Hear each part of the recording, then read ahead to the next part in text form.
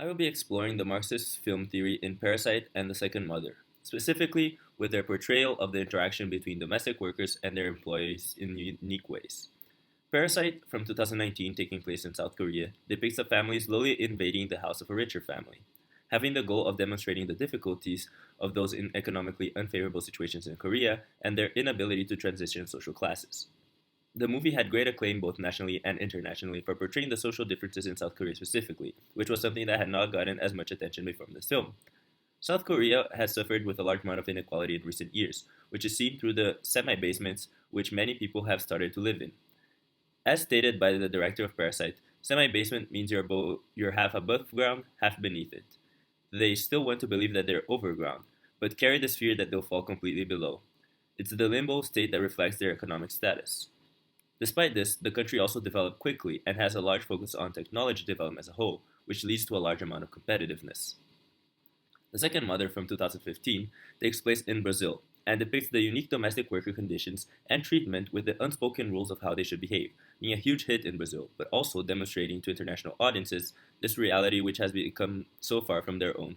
The movie is about a maid who lives in a house of the family she works for, living away from her family, but eventually her daughter moves to the city and begins to live with her.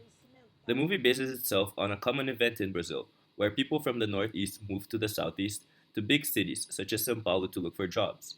Typically, these jobs are cleaning houses for those who have money to expend in this service, and many times the result ends up with them living in these houses to work almost full time, earning themselves and their family that they left back in the northeast money that is necessary. Much of this comes from Brazil being a developing country, which causes there to be concentrated areas of development, while other areas are unable to have stability for work. Both movies portray a similar idea of the poor working for the rich, but through the unique cultural perspectives from the country of origin, having very distinct differences from Western and Eastern differences as well, they create two different perceptions of this reality through diverse aspects of production such as mise en scène, cinematography, and narrative elements. These aspects are seen through the lens of the Marxist film theory, which look at the Marxist ideas which focus on the unification of classes instead of class divide that has been created by the capitalist worldview. Marxist film theory began around the 1920s with many Soviet filmmakers. However, the concept has become a staple in many movies through the ages and has become timeless within the discussion of inequality in social classes. One of the aspects that is most clear in both films is the mise en scène and how the use of the set allows for the portrayal of the conditions of the domestic workers. Both movies utilize the concept of clutter as a representation of the inequality and the conditions they are placed in. In Parasite, this is largely seen as the literal inequality between both families. The lack of space and the variety of items tightly packed in the background of their semi basement exemplifies their condition and how they are unable to get a proper house and a place where they are able to store the variety of items in the background. This is clearly contrasted with the Kim family house that has a large amount of empty space within the background. The second mother also utilizes the idea of clutter in a similar fashion. Val has her own tiny house in the back where she has a variety of items in the background, while in the main house we see an organized fashion of the house. This is not only due to the economical differences between her and her employers, but also how she fully works for the family of her employers, making sure their living space is clean, but she is unable to care for her own living space. The movies also utilize mise en scène to demonstrate the different dynamics of the employed and the employers.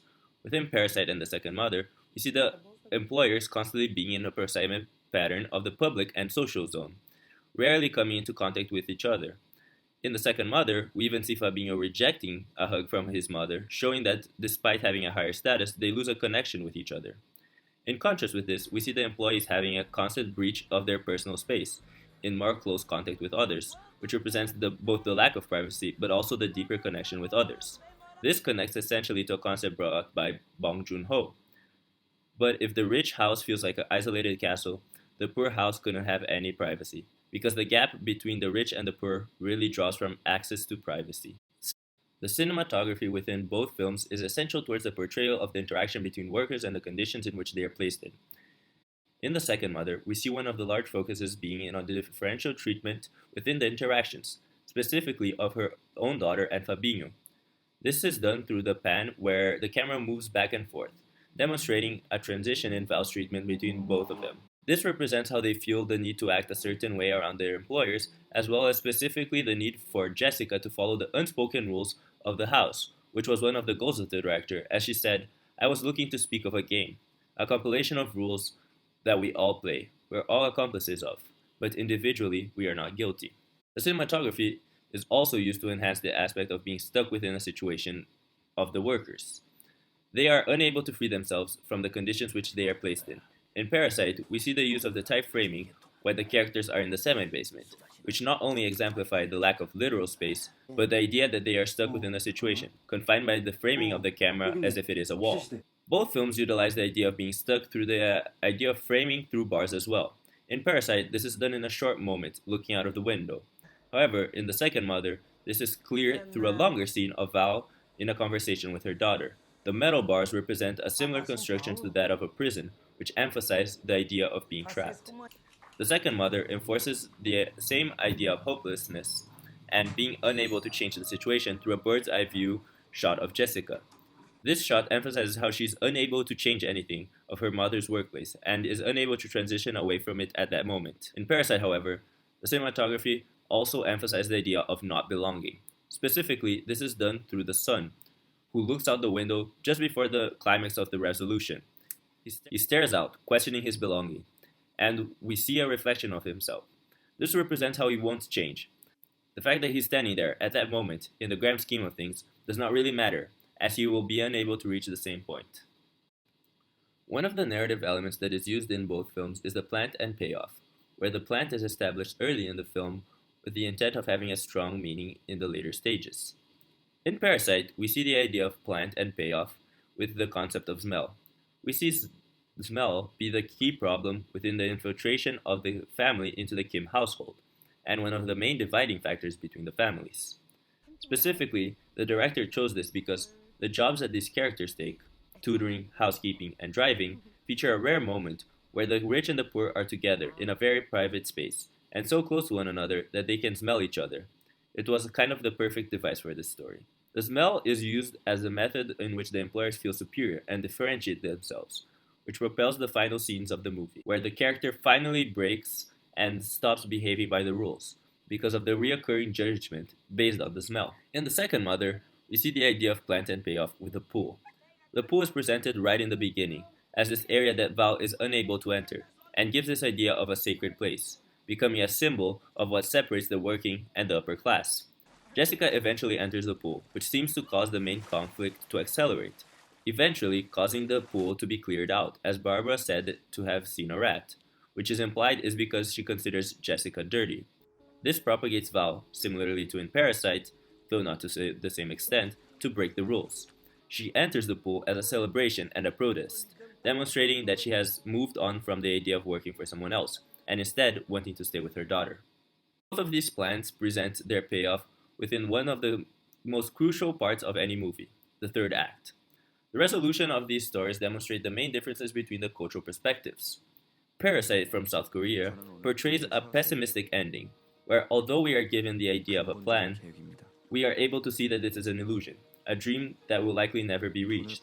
We see Park the Sung alone, with a serious expression, representing how in the end he continues to have nothing, and has lost part of his family. This extremely tragic ending depicts the highly competitive nature of Korean society, where it feels that you need to be better than others, and thus in this grand scheme of things, his chances of moving up in society are extremely low. In contrast with this, the ending in The Second Mother is optimistic, giving the idea that despite having left her job, there's a bright future ahead, with her daughter heading to college while she takes care of her grandson. This is emphasized through the smile given just before the roll of the credits, as well as the fact that they are together in the scene in their new apartment. The idea of being together comes from the collaborative and collective view of Brazilian society, being true through 2002 to 2016, where the Working Party was in power, incentivizing the idea of transitioning social conditions. So much so that Jessica, as a character, represents a segment of the population that is not the working class in a traditional sense, but rather the group that, by leaps and bounds, has aspired to social ascent in the past few years. The optimistic view also comes from this idea, working together to move out of working for someone else. Overall, We are able to see that despite the similarities in the portrayal of the conditions, the message of both movies changed drastically due to their resolution, which differ highly due to their different social contexts.